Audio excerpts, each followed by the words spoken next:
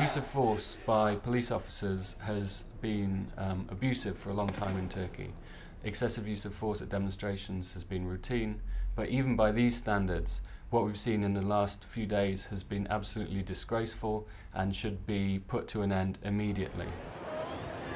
Right from the start of these protests, Amnesty International, through our office in Taksim, which is very close to the main area of the demonstrations, kept its office open 24 hours a day and let this space be used for voluntary doctors to be able to treat injured protesters, people who were looking for a safe space away from police violence. It was also a hub where other non-governmental organisations could provide lawyers to get people the urgent legal services they need, especially for people who are detained as part of the protests.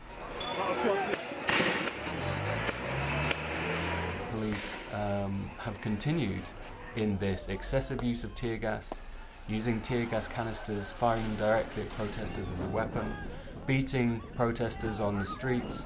Why were the police given apparently this absolute reign to use this excessive force in the first place? Turkish authorities say that their policing is in line with international human rights standards, but what we've seen across Turkey is that police again and again are using this abusive force. If the politicians really do believe that police use of force was excessive, why hasn't it stopped? What's especially disappointing is that the Prime Minister has made inflammatory statements threatening to mobilise the supporters of the ruling party against the demonstrators. We need an urgent change of tack, and we need the Prime Minister to come in to say that there will be an end to this police violence. We're going to be looking out for the sorts of abuses by police that we've seen up till now. We're going to be mobilising Amnesty supporters across the world to get them to campaign for an end to these abuses, and we're going to carry this on as long as these abuses continue.